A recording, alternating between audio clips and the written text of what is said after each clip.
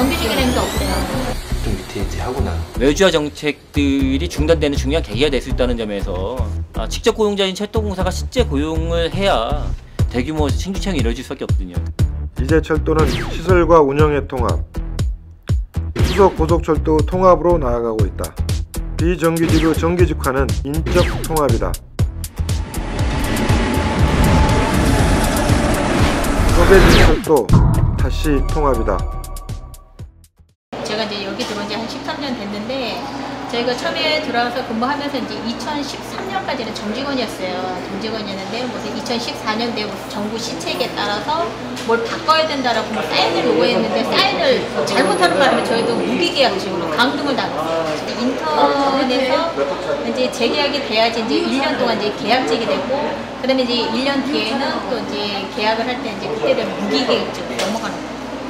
그리고 지금 현장은 정규직이라는 게 없어요. 일단은 정부의 방향이 효율화를 추진하고 있을 때는 매표나 뭐 현장에 있는 직원들을 계속 줄여나가는 방향으로 정책이 추진되다 보니까 그럴 때는 살짝 고용 불안에 대한 생각은 있었습니다. 왜냐하면 영무 쪽에서도 매표는 다 자회사로 넘어가고 물류도 자회사 되고 그리고 뭐 로컬 같은 경우는 로컬 관제원 같은 경우는 뭐 관제 공단으로 통합 운영된다고 하는 얘기도 들리고 그런 부분에서는 나도 좀 위태위태하구나 그런 생각이 많이 들었죠.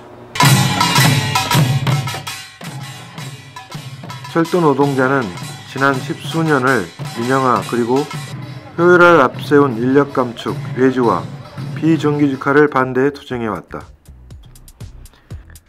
2003년 고속철도 개통에 따른 신규 소요 인력은 충원되지 못했다.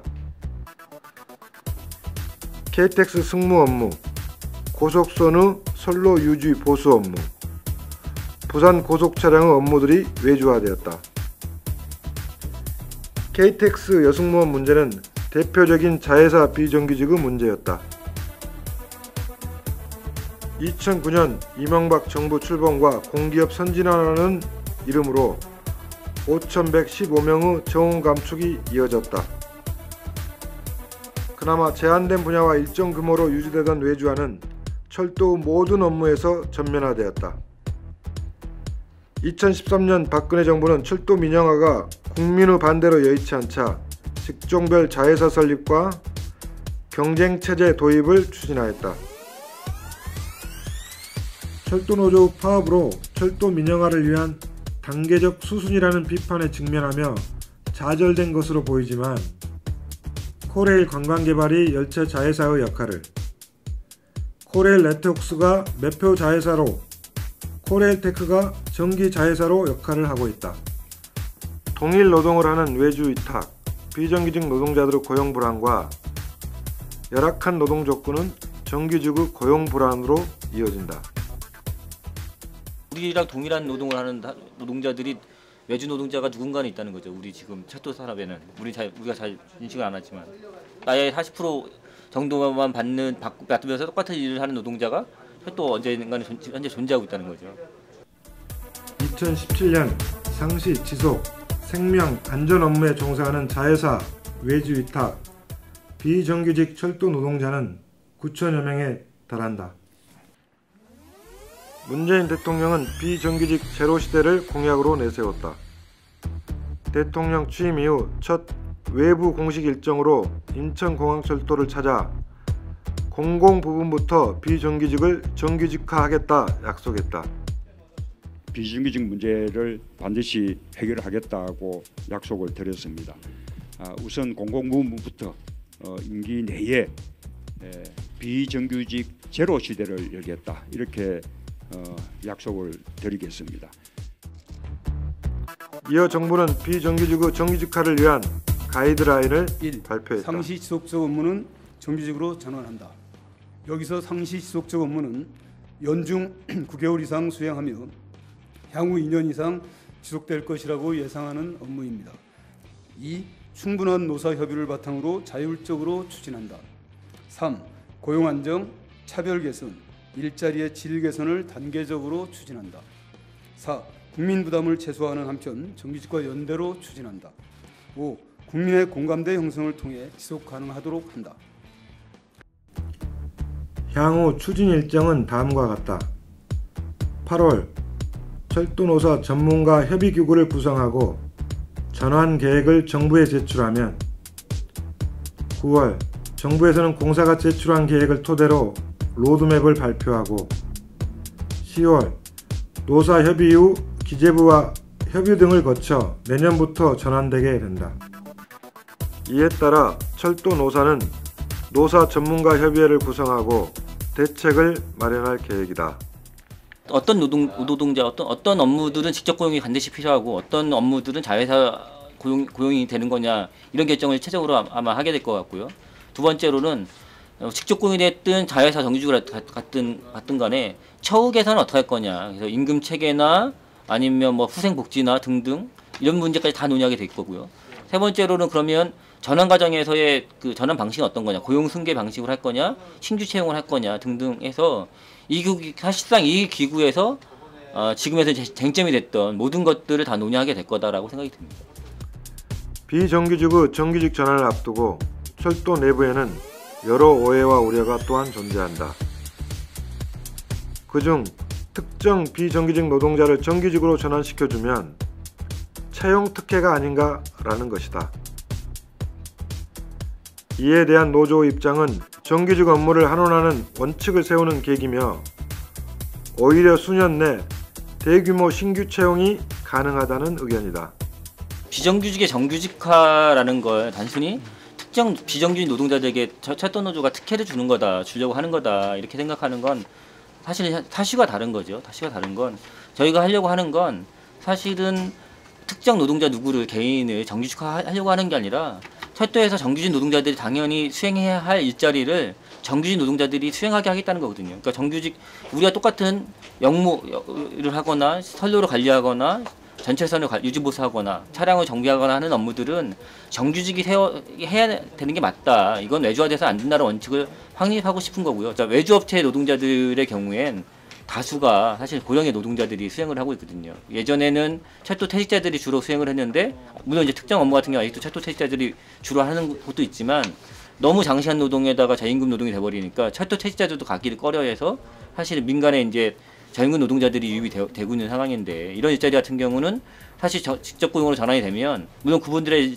고용을 일정 정도 보장해 준다고 하더라도 수년 내에 이분들의 퇴직이 불가피하기 때문에 대규모 신규 채용이 이루어질 수밖에 없거든요. 또 하나 고용과 처우 개선 재원으로 총액 인건비 내에서 해결할 것에 대한 우려다.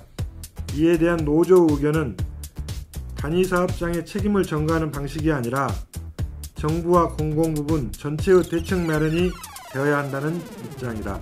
기본적인 처우 개선은 직접 고용이든 자회사 정규직화할 때 관리비나 그러니까 외주업체가 중간에 착취하던 관리비나 부가가치세 이윤 등을 통해서 임금을 보전하라는 거예요. 처우를 그 정도 개선하라는 건데 한간에 얘기되는 게 이제 직접 고용이 될 경우에 그러면 어떻게 되는 거냐. 동일노동 동일임금 원칙들이 관철되기 때문에 그 재원을 어떻게 할 것이냐라는 것도 논의의 대상이 포함되어야 하고요. 그와 관련해서는 사실 정해진 건 없습니다. 그러니까 정부에선 한편으로 보면 정규직들과의 연대가 필요하다 이렇게 얘기를 하고 있지만 그게 어느 방식으로 진행될지 혹은 기재부와 논의 과정에서 어떻게 될지는 사실 정해진 게 없고 우리의 요구 오히려 이제 지금으로 보면 우리의 요구가 중요한데 그 문제까지도 사실은 같이 풀어야 되는 거다. 이게 제가 보기엔 인건비 문제와 관련해선 기재부가 책임져야 될 부분이 분명히 있고 또 하나는 뭐 정규직 노동자들이 연대해서 푼다고 하면 전체 공공부문 노동자들 정규직 노동자들이 연대해서 풀 문제인 거지 특정하게 철도공사 노동자들이 그에 대한 책임을 지고 이런 식으로 풀어가는 건 맞지 않다라고 생각이 들고요. 다만 이 문제와 관련해서는 사실 정해진 게 없는 거죠. 이 문제 관련해서는 사실은 직접 고용 전환 과정에서 저희가 적극적으로 정부에도 요구하고 혹은 투쟁할 건 투쟁하고 이래야 되는 상황인 거죠. 철도노조는 실제 사용자가 고용해야 한다는 원칙을 세우고 5대 요구안을 마련했다. 첫째, 자회사 위탁 및 영역 업무 포함하여 전환 대상을 논의한다.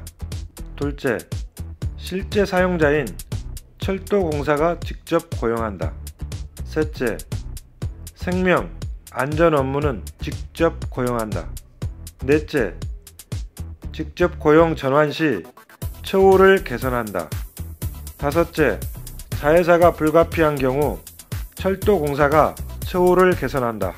그러니까 실제 사용자가 고용해야 한다는 거죠. 그러니까 실제 사용자가 고용해야 된다는 얘기는 자신들이 무슨 일을 할지, 그리고 나는 이 일을 어떻게 해야 되는지, 그리고 나의 임금은 얼마를 받을지, 나의 근무 체제는 어떻게 될지, 이런 것들이 모든 것들이 실제 결정권자는 철도공사거든요. 근데 이 간접공의 문제는 철도공사가 자기 책임을 회피한 채 다른 사용자를 내세워서 이런 책임으로부터 자유롭고 회피하려고 하는 거거든요. 직접 고용자인 철도공사가 실제 고용을 해야 이 사람들의 노동조건이 개선이 가능하고 노동 과정에서도 자신들의 목숨을 버리지 않고 안전을 지킬 수 있는, 혹은 국민의 생명을 지킬 수 있는 노동이 될 수 있다는 거죠. 정부 비정규직 정규직 전환은 철도 노동자들이 십수년간 줄기차게 전개한 인력 감축과 무분별한 업무 외주와 반대 투쟁이 정당했음을 확인시켜주고 있다.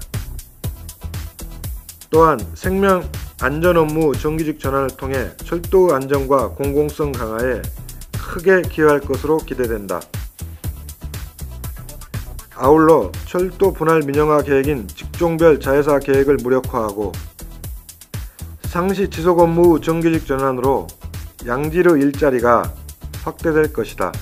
정부의 비정규직 정규직화 정책이 철도에 갖는 특별한 의미가 있는 거죠. 그러니까 다른 사업장의 경우엔 철도처럼 이렇게 무분별한 외주화가 진행되는 사업장이 거의 없거든요. 그러니까 정부에서 추진하는 비정규직 정규직화 사업이라는 게 대부분은 청소 영역이나 시설 관리 노동자들의 정규직화를 어떻게 이룰 것이냐, 이런 데 초점이 맞춰져 있는 반면에 철도의 경우엔 사실 그동안 철도 민영화가 국민들한테 막히면서 일정 부분 우회 민영화인 외주화들을 철도공사가 광범위하게 진행해 왔기 때문에 이 외주화 정책들이 이번 비정규직 정규직화 과정에서 정면으로 문제가 되고 있는 거고, 철도의 외주화 정책들이 중단되는 중요한 계기가 될 수 있다는 점에서 가장 철도에서 특별한 의미를 더 다른 사업장과 다른 의미를 갖는다는 게 철도에서는 의미가 큰 것 같고요. 이제 철도는 시설과 운영의 통합, 수속 고속철도 통합으로 나아가고 있다. 비정규직의 정규직화는 그간 파편화되고 쪼개진 철도를 완성하는 인적 통합이다. 쪼개진 철도 다시 통합이다. 철도노조 조합원들의 많은 관심과 성원이 요구된다.